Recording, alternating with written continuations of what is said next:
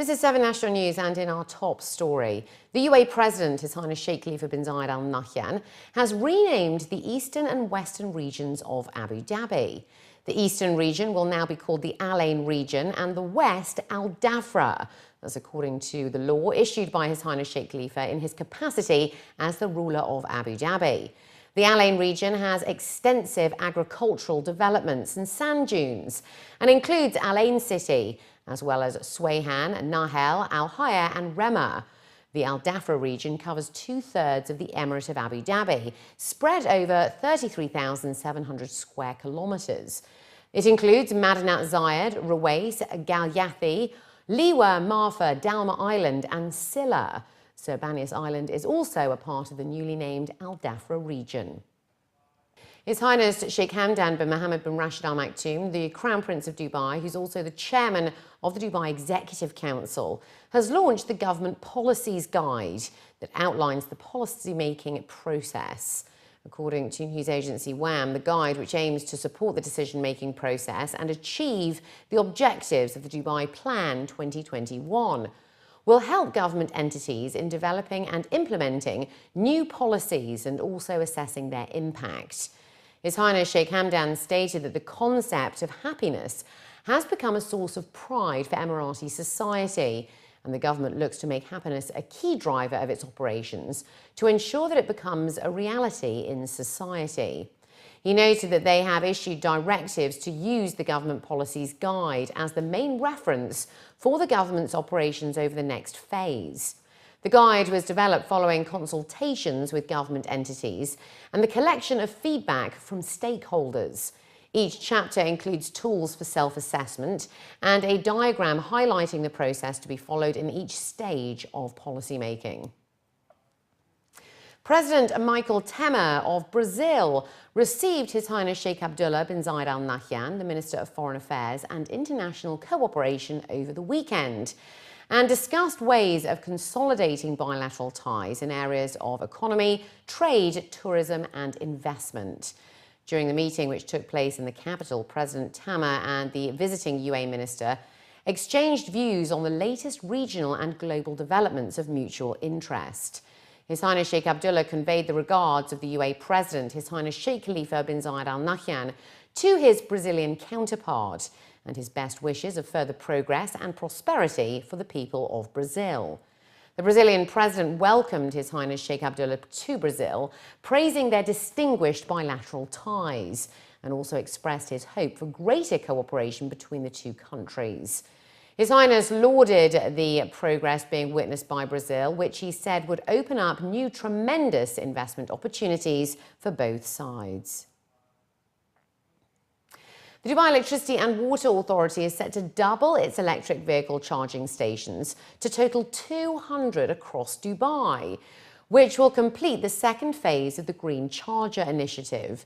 Zayed Mohammed Al Taya, the MD and CEO of DEWA, stated on the occasion that through this, DEWA aims to encourage people to use sustainable transportation of hybrid and electric vehicles in order to help reduce carbon emissions in the transport sector, which is the second highest contributor of greenhouse gas emissions in Dubai.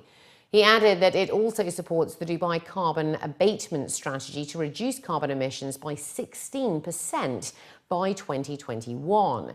He noted that the Supreme Council issued Directive Number 1 of 2016 that states at least 2% of all government organisations' vehicle purchases must be hybrid or electric from 2016 to 2020.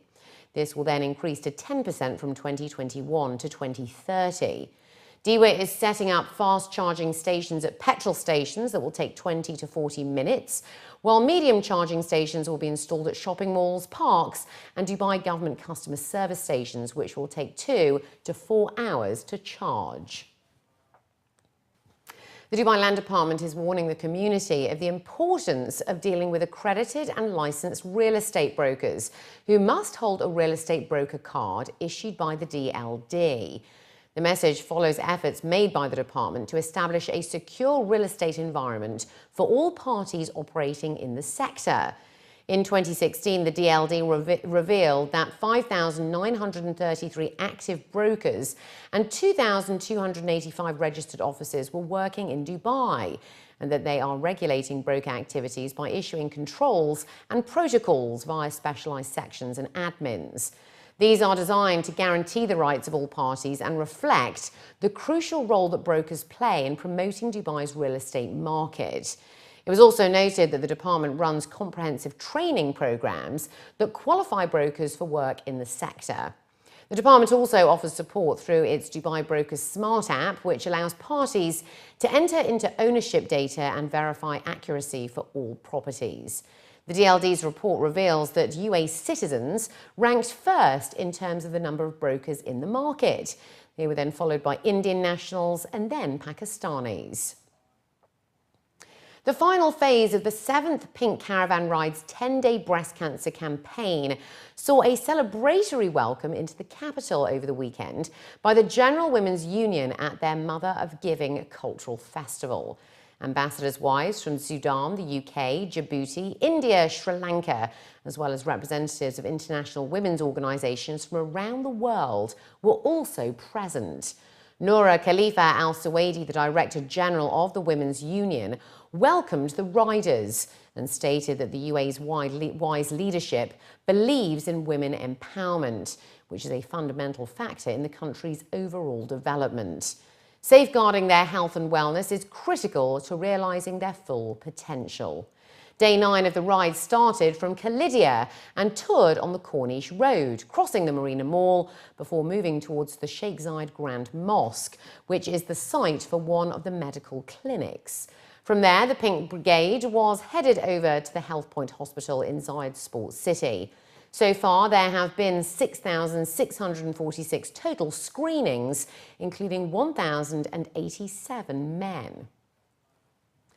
And finally, looking to other news now, the Sharjah Museum of Islamic Civilization has launched a unique exhibition on the works of renowned British Muslim photographer Peter Sanders, giving a rare glimpse into the diverse and vibrant lives of Muslims in China.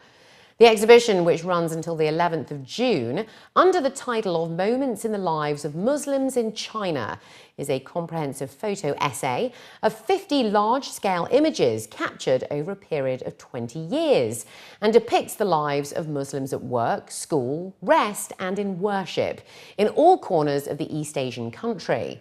While giving an insight into the story behind his photographs, Peter Sanders revealed that Islam was introduced into the country nearly 1,400 years ago and gradually integrated with the social and spiritual fabric of China, evolving into a peaceful and tolerant Orthodox way of life in total harmony with local principles and cultures. The world's most popular photographer of Muslim communities stated that the Islamic presence in China has resulted in striking regional subcultures unique in the Muslim world, including the minority Uyghur and Hui people living in Xinjiang and south-central Hunan provinces, who speak Mandarin and form the majority of China's Muslims. The British photographer, who began his career in the 1960s as one of London's leading rock and roll photographers, revealed that after trekking through India and Morocco in the 1970s, he found his true passion, which was to share images of the people, places and spirit of the Islamic world. According to officials, the exhibition will offer a unique chance for the UAE community to appreciate how Muslims of a distinct culture lead their lives and practice their faith in China. It's my first exhibition in Sharjah. I've done things in Dubai and Abu Dhabi, but this is the first one. I'm really honoured because this is a project it's very close to my heart, the project of Muslims in China. So the next thing is to do the book. In the book we can have a lot more pictures than we can show here, and I can talk more about the subject, but it's a fascinating subject, really. We have a lot to learn from them. There's a picture in Xi'an of the children. They are like swaying like this. So I went to this madrasa and they said, just be patient a little bit. The children will get ready for you. So I waited 10 minutes and then all the children just came and sat in front of me.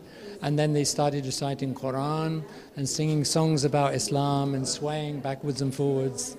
So along with that picture, there's another picture of them going this way in my collection. And I said, now I've seen everything. This is the spirit of Medina. This is true Islam. First of all, we're really honoured to be hosting the exhibition of Peter Sanders in Sharjah. It's a great collaboration. It was a great honour working with him. And we feel that the moments of the lives of Muslims in China is a great opportunity for the UAE community to be exposed to the diversity of Muslim communities around the world.